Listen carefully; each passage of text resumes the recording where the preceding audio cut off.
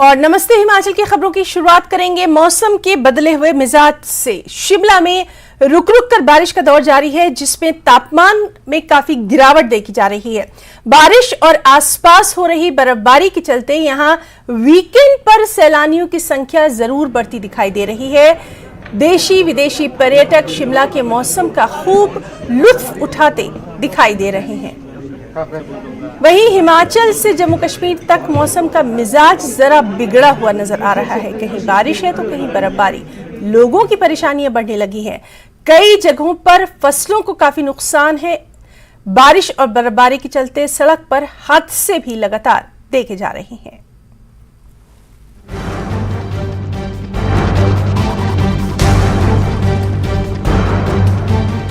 बर्फबारी से मनाली में अटल टनल का इलाका पूरी तरह सफेद हो चुका है। पहाड़ों से लेकर सड़क पर बर्फ की मोटी परत जम चुकी है, जिससे गाड़ियों की रफ्तार पर ब्रेक लग गया है।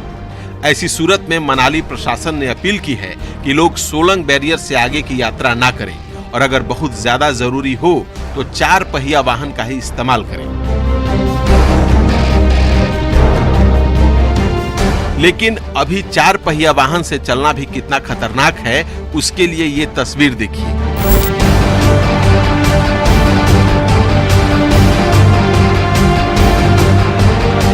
बर्फ में फंसी ये क्रेटा कार हादसे का शिकार होते होते बची।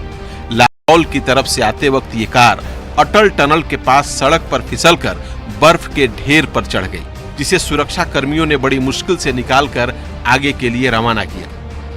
मनाली के पहाड़ों पर बर्फबारी तो शहर सहित निचले इलाकों में बारिश हो रही है। मौसम के बिगड़े मिजाज से जनजीवन अस्त व्यस्त हो चुका है, लेकिन सैलानी मस्त है।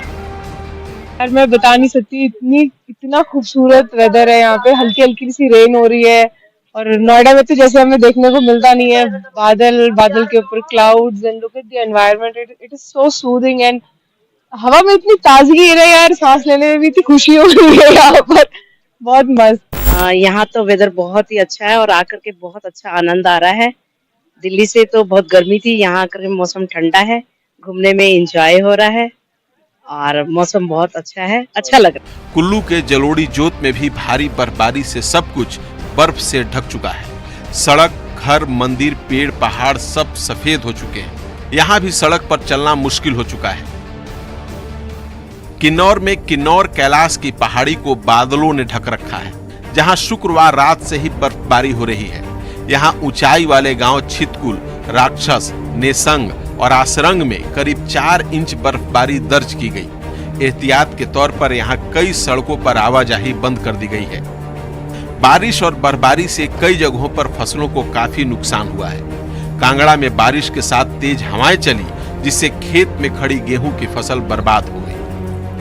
हिमाचल प्रदेश में जो कांगड़ा जनपद है, यहाँ पर सबसे ज्यादा गेहूं की बम्पर फसल यहाँ पर होती है। पिछले साल भी 20,000 मीट्रिक टन से ज्यादा गेहूं की फसल यहाँ पर हुई थी। और कांगड़ा के मंड क्षेत्र में, कांगड़ा के जो पलम एरियाज हैं, वहां पर कुछ इसी तरह से ये गेहूं की फसल होती है। लेकिन इन दिनों ये जो किसान हैं वो परेशान है, क्योंकि बारिश लगातार हो रही है और बारिश होने की वजह से उनके ये जो गेहूं के जो बीज हैं वो कहीं ना कहीं अब सड़ते हुए नजर आ रहे हैं। अगर इनको उच्च तापमान नहीं मिला तो ये खराब भी हो सकती है। हालांकि ऐसा नहीं है कि मार्च और अप्रैल के महीनों में बारिश नहीं होती है, लेकिन जो सर्दियों में इस बार जो औसत से भी कम बारिश हुई है, उसका खामियाजा कहीं ना कहीं आज इस फसल को और किसान भाइयों को भुगतना पड़ रहा है।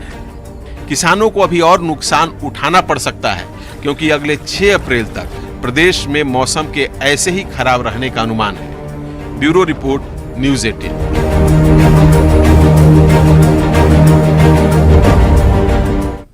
और चलिए सीधे रुख करना चाहेंगे, हमारे साथ मौजूद हैं हमारे साथी राजेंद्र शर्मा। राजेंद्र, मौसम का मिजाज जरा बदला हुआ नजर आ रहा है। सैलानियों के चेहरों पर खुशी नजर आ रही है, तो वहीं किसान जो हैं वो थोड़ा परेशान भी हैं। क्या कुछ आज की मौसम का हाल है, दर्शकों को बताइए।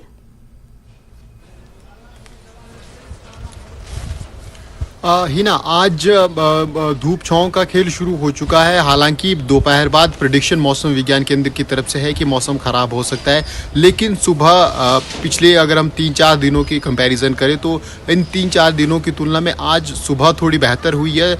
सूरज के दर्शन हो रहे हैं, लेकिन दोपहर बाद जैसा कि अनुमान मौसम विज्ञान केंद्र की तरफ से लगाया गया है, अब 6 अप्रैल तक हमें आगे ऐसा ही मौसम देखने को मिल सकता है। और इसके अलावा कल और परसों का जो मौसम है वो फिर ख़राब रहने वाला है। येलो अलर्ट मौसम विज्ञान केंद्र की तरफ से जारी किया गया है और ऐसा ही मौसम हम कह सकते हैं कि ख़राब मौसम 6 अप्रैल तक रहने वाला है। और अगर पिछले दिनों की बात करें तो हिमाचल प्रदेश में भारी बारिश आज रात को पूरी रात कह सकते हैं पूरे प्रदेश में लगभग अधिकांश क्षेत्रों में भारी बारिश हिमाचल प्रदेश में हुई, और जिसके कारण तापमान में रात को गिरावट तो हुई ही, लेकिन नुकसान भी काफ़ी जगह हुआ। कुल्लू में एक व्यक्ति की मौत लैंडस्लाइड के कारण होगी। इसके अलावा चंबा ज़िला के अंदर लैंडस्लाइड के कारण सड़क अवरुद्ध हुई है। इसके अलावा हाई हिल्स में बर्फबारी हुई है, स्नोफॉल हुआ है, जिसके कारण लोगों को खासी दिक्कतें भी झेलनी पड़ रही है। खासकर बागवानों और किसानों की बात करें, क्योंकि फ्लावरिंग का टाइम अब शुरू हो गया है, फसल पकना अब धीरे धीरे शुरू हो जाएगी,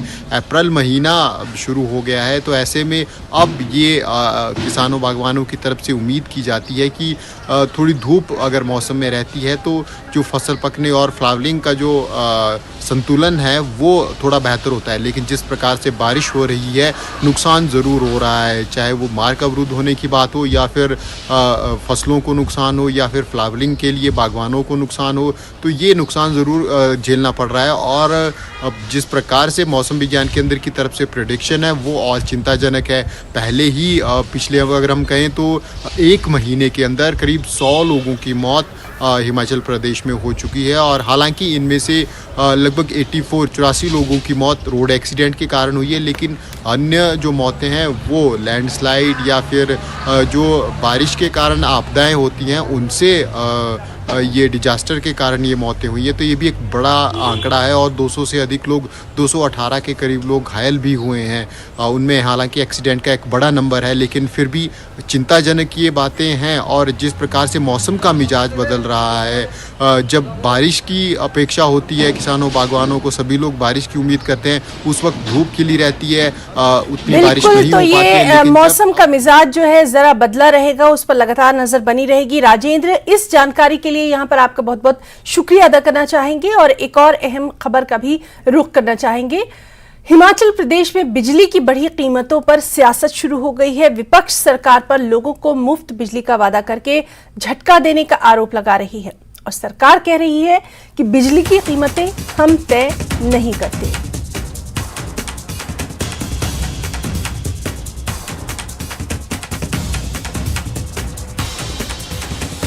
तो हिमाचल प्रदेश में बिजली की बढ़ी कीमतों पर सियासत गर्मा गई है।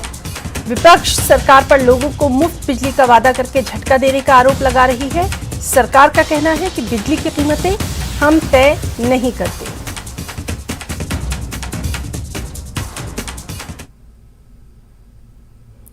हिमाचल प्रदेश में बिजली की बढ़ती कीमतों पर सियासत शुरू हो गई है। विपक्ष सरकार पर लोगों को मुफ्त बिजली का वादा करके झटका देने का आरोप लगा रही है। सरकार कह रही है कि बिजली की कीमतें हम तय नहीं करते। वहीं हमीरपुर में प्रदेश सरकार की ओर से बिजली बढ़ोतरी को लेकर निंदा की जा रही है। लोगों ने बिजली बढ़ोतरी को लेकर निराशा व्यक्त की है। सीएम के गृह जिले के लोगों ने बिजली यूनिट के दामों में बढ़ोतरी को लेकर अपनी राय कुछ यूं रखी।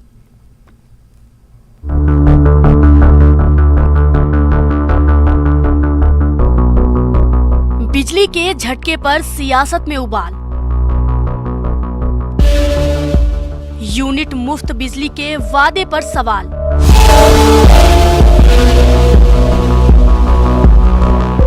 सुक्खू सरकार के 4 महीने में हिमाचल वालों को महंगाई का तीसरा झटका लगा है।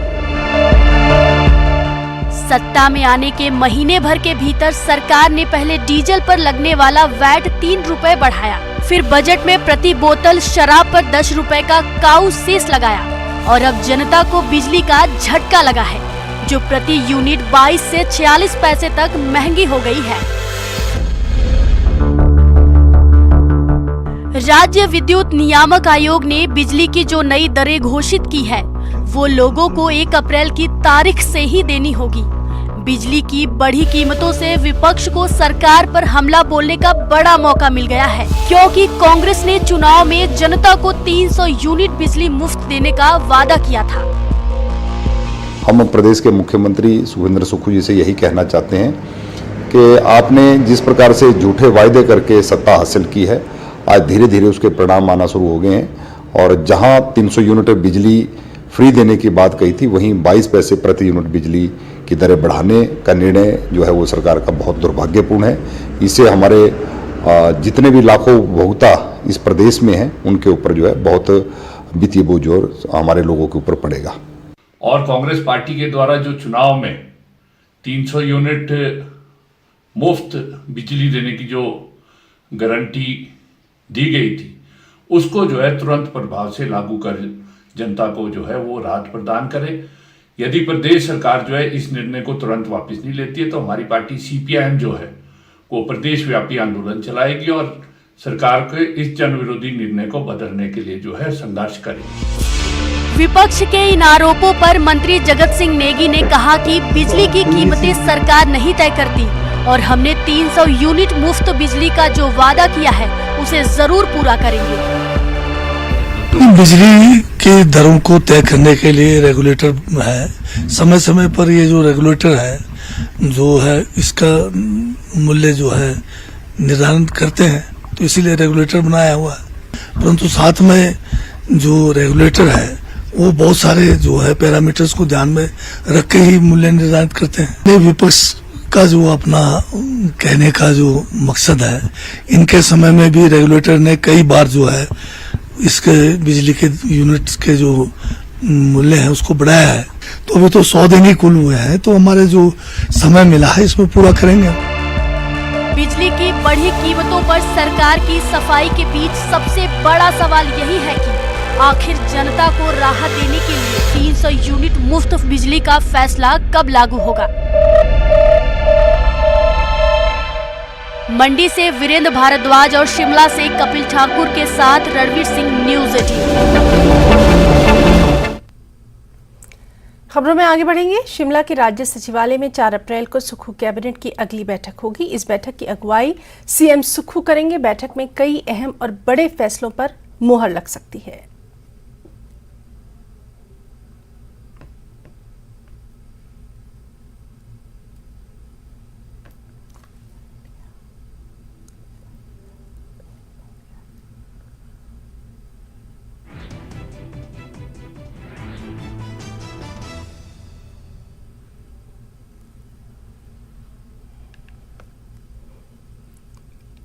और एक और अहम खबर जिस पर लगातार हम आपको बता रहे हैं, हमीरपुर में प्रदेश सरकार की ओर से बिजली बढ़ोतरी को लेकर निंदा की जा रही है। लोगों ने बिजली बढ़ोतरी को लेकर निराशा व्यक्त की है। CM के गृह जिले के लोगों ने बिजली यूनिट के दामों में बढ़ोतरी को लेकर अपनी राय रखी है। सीधे रुख करेंगे, हमारे साथ मौजूद है हमारे साथी राजेंद्र शर्मा। राजेंद्र, बिजली को लेकर लगातार हम देख रहे हैं कि अब सियासत जो है गर्मा गई है, जहां विपक्ष सरकार को घेर रही है, सरकार के भी अपने कुछ यहां पर दावे हैं। तमाम तर तफसीलात चाहेंगे। बिल्कुल, सरकार की तरफ से ये दावा किया जा रहा है कि जो बिजली की दरें हैं वो रेगुलेटरी के तहत के द्वारा तय की जाती हैं और इसमें सरकार का कोई बड़ा रोल नहीं रहता है। लेकिन पहले भी ऐसा होता रहा है, रेगुलेटरी कमीशन की तरफ से दरें तय की जाती है, लेकिन उसके बाद फिर सरकार सब्सिडी इसके ऊपर देती है और लोगों को जो आर्थिक बोझ है वो नहीं पड़ता है। लेकिन इस बार नहीं हुआ। हालांकि पिछले कल एक बड़ी बैठक मुख्यमंत्री के द्वारा बुलाई गई थी। बिजली विभाग के तमाम बड़े अधिकारी इस बैठक में मौजूद थे और काफ़ी देर तक इसके ऊपर चर्चा भी हुई, लेकिन निष्कर्ष कुछ नहीं निकल पाया। सरकार की तरफ से कोई भी बड़ी बात या बड़ा आश्वासन नहीं दिया गया है 28 बैठक के बाद भी। अब ये अनुमान लगाया जा रहा था जिस प्रकार से रेगुलेटर्स ने कीमतों में बढ़ोतरी की थी और बिजली दरों में 22 पैसे की बढ़ोतरी की थी, उसके बाद ये अनुमान लगाया जा रहा था कि प्रदेश सरकार सब्सिडी की घोषणा करेगी और फिर जो उपभोक्ता हिमाचल प्रदेश के हैं, खासकर घरेलू उपभोक्ता, उनको ये आर्थिक बोझ नहीं उठाना पड़ेगा। लेकिन फिलहाल सरकार की तरफ से इस प्रकार की अभी तक कोई बात नहीं कही गई है, कोई घोषणा नहीं की गई है।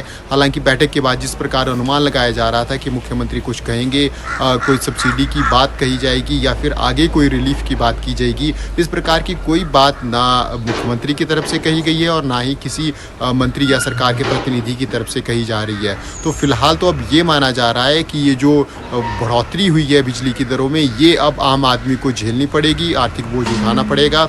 लेकिन जिस प्रकार से स्ट्रैटेजी कांग्रेस सरकार लेके चल रही है पूरे 5 सालों की, उसको देखते हुए अब देखना होगा कि क्या जो 300 यूनिट बिजली की बात कही गई है फ्री देने की, उसको कब से लागू किया जाता है या फिर इसमें कुछ रिलैक्सेशन देने की बात की जाती है ताकि 300 यूनिट तक एटलीस्ट जो सरकार की तरफ से, वर्तमान सरकार की तरफ से एक मापदंड तय किया गया है, या ये कर सकते हैं कि 300 यूनिट तक जो 22 पैसे की बढ़ोतरी की गई है उसका आर्थिक बोझ लोगों पर नहीं पड़े।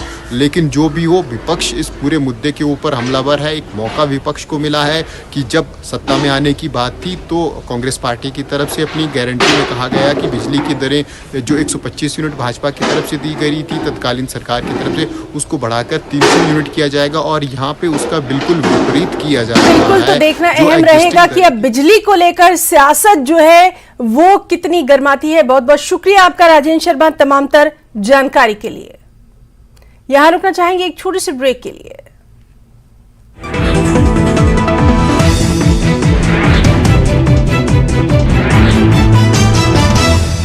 हेडलाइंस प्रेजेंटेड बाय पेट सफा आयुर्वेदिक चूर्ण। पेट सफा तो हर रोग दफा।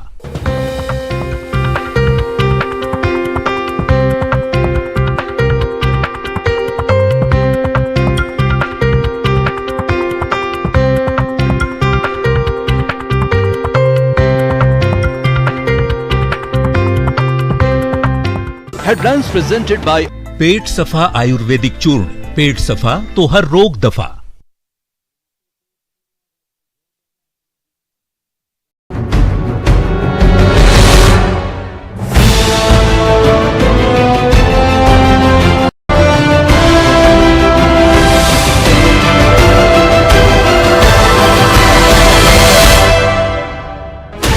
Sixteen channels, 15 languages, 26 states, 1200 plus reporters, 67 plus crore viewers. India's largest news network, News 18 Network.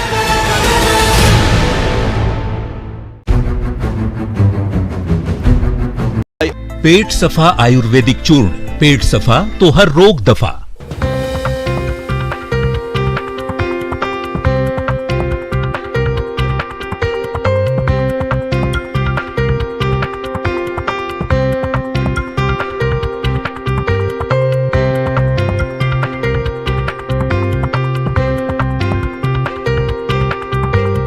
Headlines presented by पेट सफा आयुर्वेदिक चूर्ण। पेट सफा तो हर रोग दफा।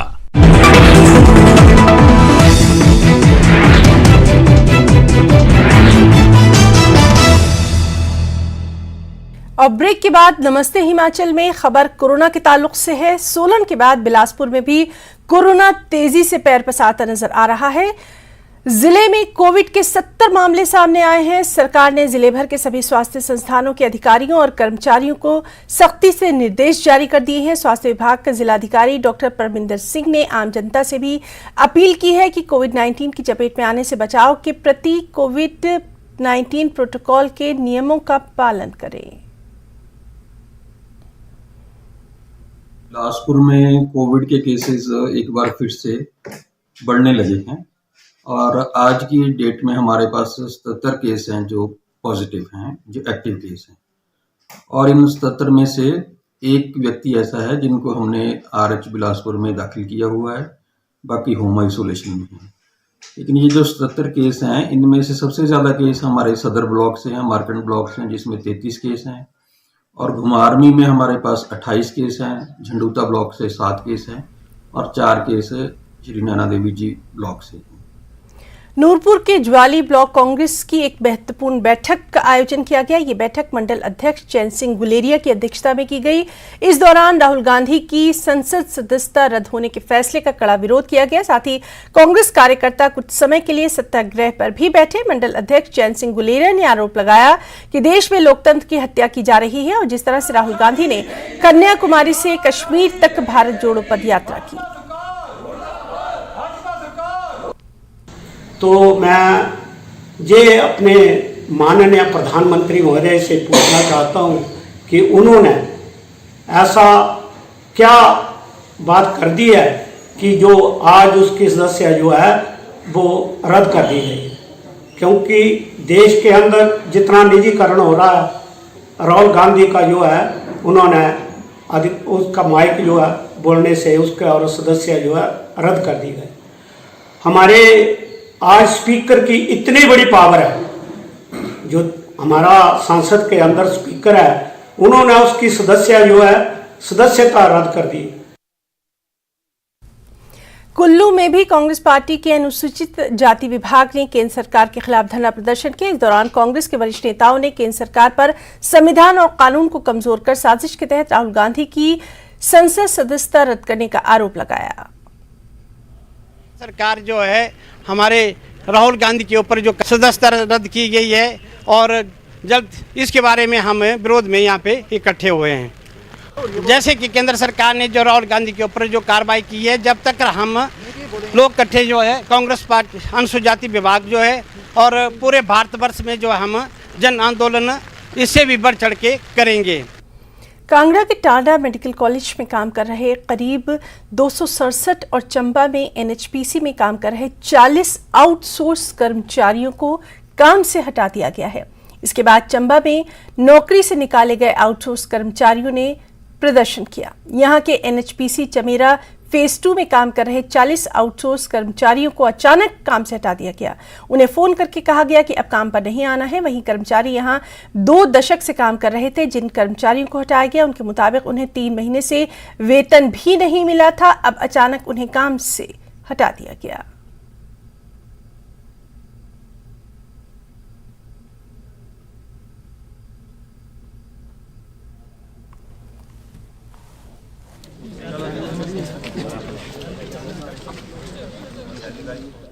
लाहौल घाटी की 100% आबादी कृषि पर ही निर्भर रहती है। घाटी के ज्यादातर किसान मटर गोभी प्रजाति की फसल करते हैं, जिसके लिए अधिक पानी की जरूरत होती है, लेकिन साल दर साल कम होती बर्फबारी चिंता का विषय बन गई है। इस साल भी सर्दियों के दौरान नाममात्र की बर्फबारी हुई, जिससे किसान बेहद परेशान हैं। कृषि विभाग ने इसे लेकर अपनी रिपोर्ट भेज दी है। कृषि अधिकारी डॉक्टर चौधरी राम ने बताया कि माइक्रो इरिगेशन और पाइप वितरण से काफी हद तक किसानों को मदद मिल रही है। वहीं यूरोपियन कमिश्नर ने भारत की कांगड़ा चाय की तारीफ की है। उन्होंने एक ट्वीट किया और अपने ट्वीट पे यूरोपियन कमिश्नर ने लिखा कि हमने भारत की नई भौगोलिक स्थिति को पंजीकृत किया, जहां हिमालय की गोद में धौलदार के पहाड़ी इलाकों में कांगड़ा चाय समुद्र की ऊंचाई से 900 से 1400 मीटर की ऊंचाई पर उगाई जाती है, जो अपने बेहतरीन स्वाद के लिए पूरी दुनिया में बेहद मशहूर है।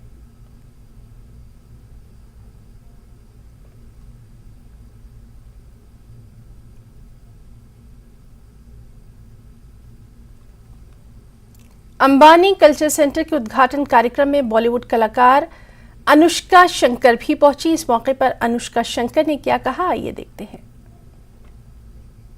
The Nita Mukesh Ambani Cultural Center launch. What are you looking forward to? Just the fact that this exists is amazing, and to get to come and see a program in a proper concert hall. Like, I've been touring for so many years, and for years I've been like, you know, we come back to our home country and then we don't have the same level of place to perform in as when I go elsewhere. So the idea that this is finally here, honestly, I'm over the moon. That's amazing. तो नमस्ते हिमाचल में फिलहाल इतना ही। नमस्कार।